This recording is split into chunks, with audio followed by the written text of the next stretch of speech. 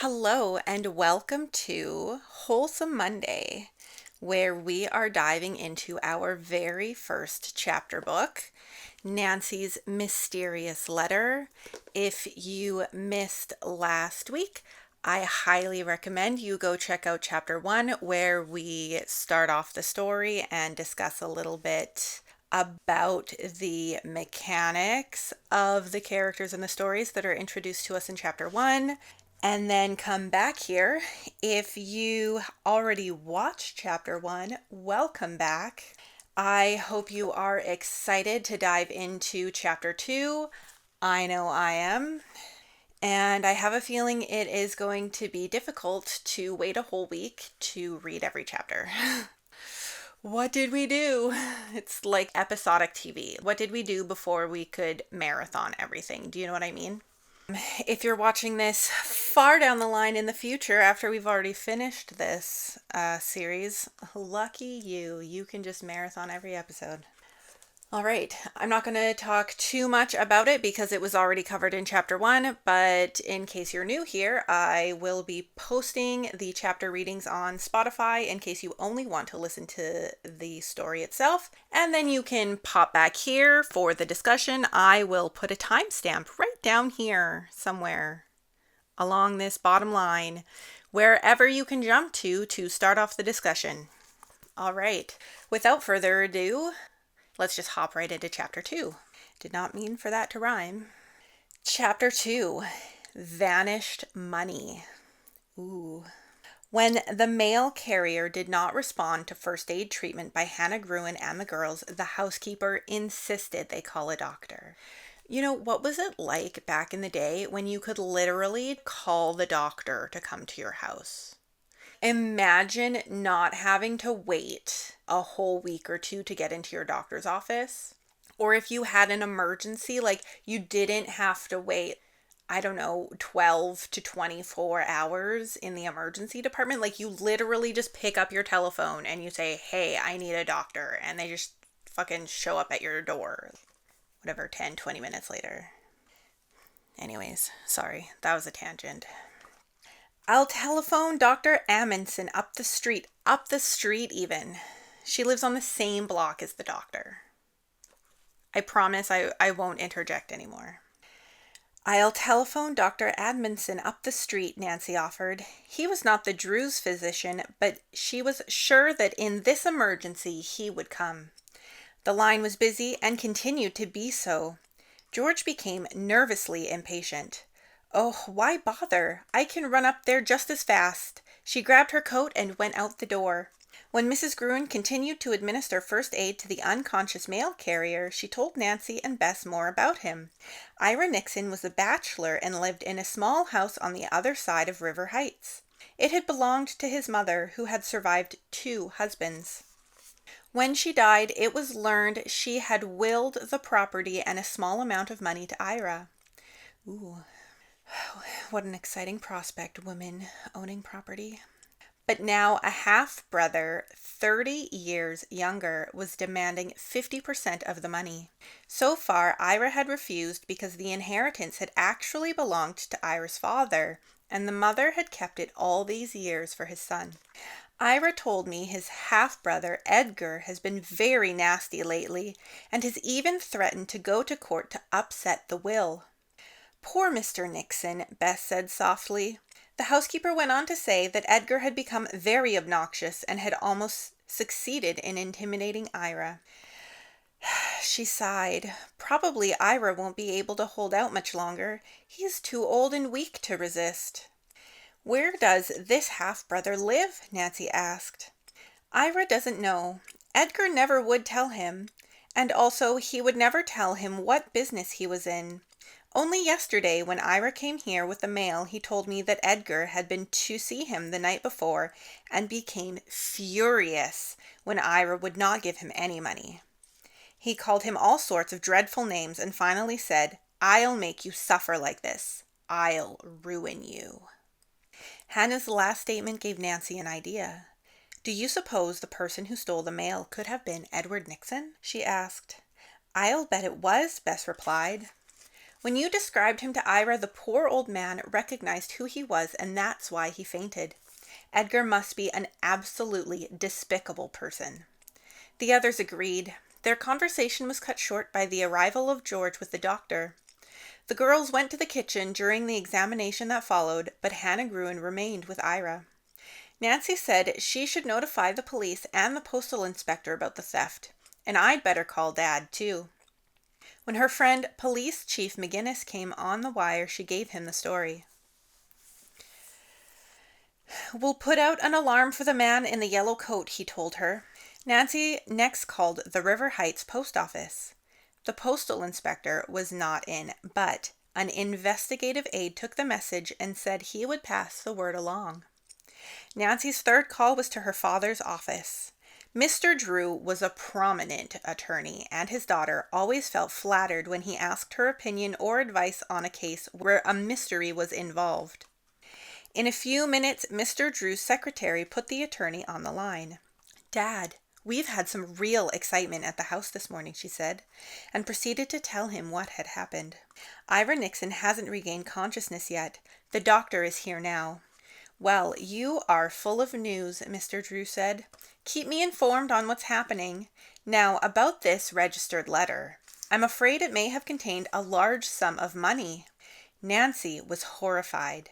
Did the thief know this, and was it the reason he had waited for a chance to steal the mail? "Where was the letter from?" she asked. "Isn't it unusual for people to send money through the mail nowadays?" "Indeed it is, and a very bad thing to do," the lawyer replied. "I suspect that this registered letter may have come from a client of mine, Mrs. Quigley. I take care of most of her affairs, and she sends me money every so often. I've told her repeatedly to mail me only checks, but I have a hunch that she has ignored my advice again."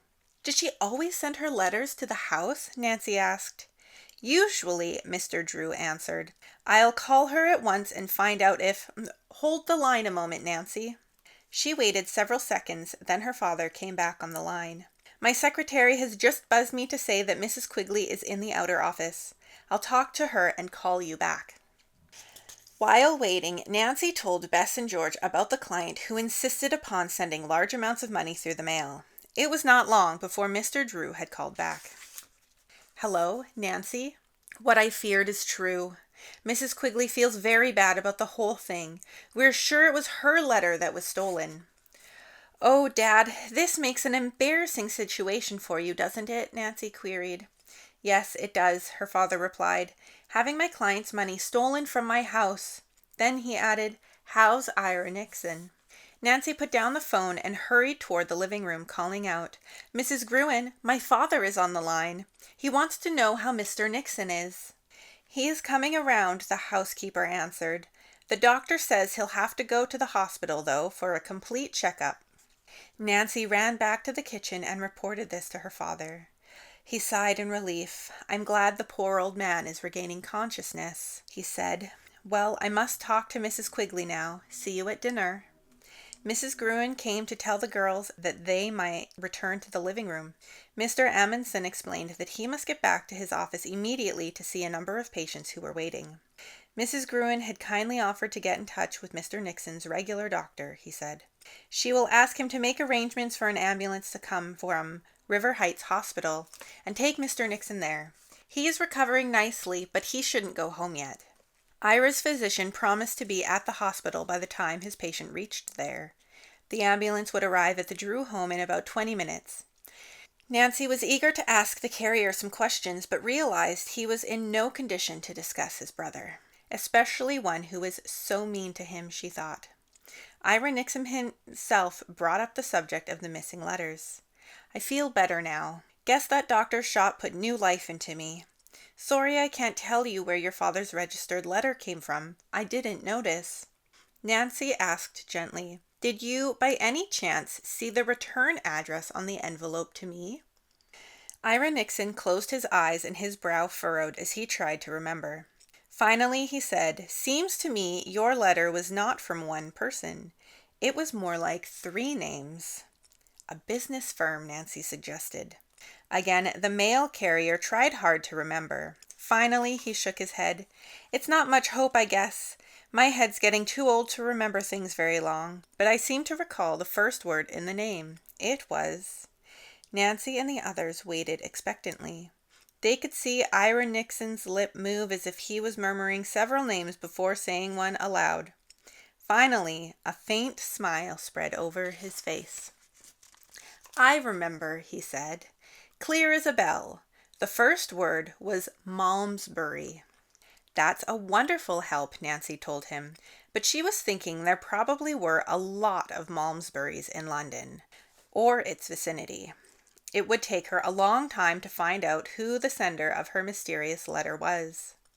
Just then, the ambulance arrived and 2 interns came into the house with a stretcher. Ira Nixon brushed the stretcher aside. Long as I got 2 good legs, I'm going to walk, he insisted. I'm sorry, sir, one of the interns said, but it's a hospital rule. The letter carrier frowned. You mean it's a law I've got to ride on that thing? What'll people think? The others smiled. The interns helped Ira Nixon onto the stretcher and carried him to the ambulance. We'll follow in my car, said Nancy. She hurried to her car and the 3 girls hopped in. As soon as Ira Nixon was comfortably settled in the hospital, the girls said goodbye and left. Nancy first took George, then Bess, to their homes. What a morning, Bess remarked as she waved goodbye. Keep us informed on what happens. I will, Nancy promised. She had been in her own house only long enough to say to Hannah, What's for lunch? When once again the front door bell rang. Nancy went to answer it. A young man stood there. He introduced himself as Mr. Horace Moore, an investigative aide to the River Heights postal inspector. Are you Nancy Drew? He asked gruffly. Yes, I am. The young man stared at her hard. Then he said, Young lady, you've broken the law. You're in trouble with the authorities. Okay. And that's the end of chapter 2. I don't know why it took so long to say that. How exciting. I feel like less happened in chapter 2. I think it was a little bit shorter. I guess not a lot happened, but still a decent amount happened. We didn't get as much information, I guess. Except that Ira is very headstrong and does not like help and just would do everything on his own if he could. But the end again. End of chapter 2, a cliffhanger. I wonder if every chapter will end in a cliffhanger. Maybe that's how they get you in these books. No wonder I just zoomed through them as a kid. I was just like, next, next, next. Especially a kid with undiagnosed ADHD. Anyone else out there was that like, I'm going to start a book right before bed, but then you would just be up all night reading instead of actually going to bed? That was me. That was me. Except I didn't have to hide under my covers with a flashlight. I had a desk lamp. Not a desk. Yeah, I guess a desk lamp. I had a lamp on the side table beside my bed. And that is what I used to read into the wee hours of the morning as a child. All right, chapter 2, Vanished Money. So we finally get to meet Nancy's dad. Very convenient that Mrs. Quigley just so happened to show up right when he needed to talk to her at the office. And we never actually find out why she was there for real. All right. Nancy lives on the same block as a doctor. Exciting, exciting. We find out, about Ira's backstory with his family. His mom owned property. Edgar has a surprise, not Edgar, Mr. Nixon. Ira has a surprise half-brother, which honestly, not that surprising from back in the day. I feel like, I don't want to say it was common for men to have children out of wedlock and end up with secret families or surprise half-siblings, but I feel like it wasn't uncommon. So I guess immediately Edgar is not painted as a very nice person. He is harassing poor Mr. Nixon, the elderly mail carrier. I do find it interesting how Nancy and her friends immediately just take this first description of Edgar as truth and fact. especially Nancy, who's supposed to be a detective, she hasn't met him. She has no idea what he's like. They haven't actually proved beyond a shadow of a doubt that the thief is Edgar for sure. They are making a lot of assumptions in this chapter, which I don't think is bad. I think what it really does is highlight and remind the reader that Nancy is still a teenager. She's not an adult. She is not a real detective. She is an amateur detective, right? So these are just little things that I guess continue to highlight her character, who she is, the things that she's good at as an amateur detective, and the things that she still struggles with as a young amateur detective. They help Mr. Ira get to the hospital, and then the River Heights postal inspector shows up and accuses Nancy Drew of breaking the law. I do not know which law this is.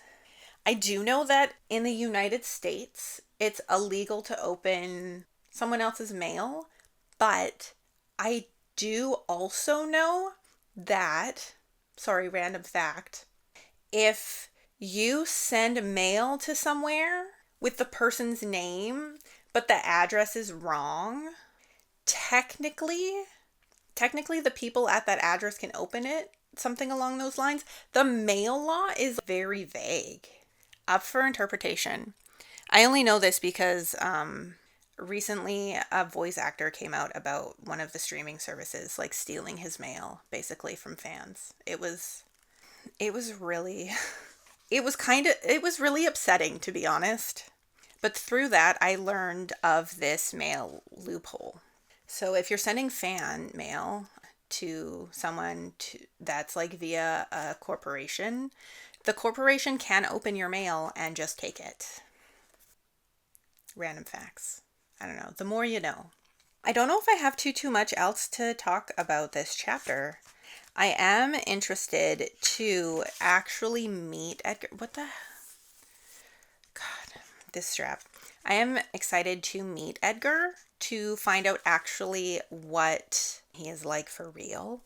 The very beginning description set him up to seem like a shady character, honestly, because I think he's name dropped in here, right? Yeah, the villainous Edgar Nixon. He's set up as being the villain and a nasty person from the very description of the book. Spoilers.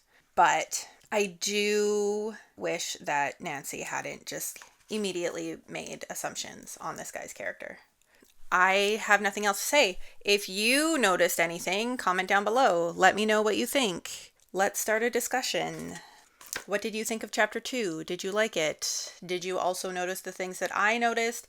Did you notice things that I didn't notice? Please tell me. I would love to hear your thoughts. And with that being said, I will see you guys all next week for chapter 3 and on Thursday for poetry. Bye! Thank you to everyone on my Patreon. Your support means so much to me, and I couldn't do this without you.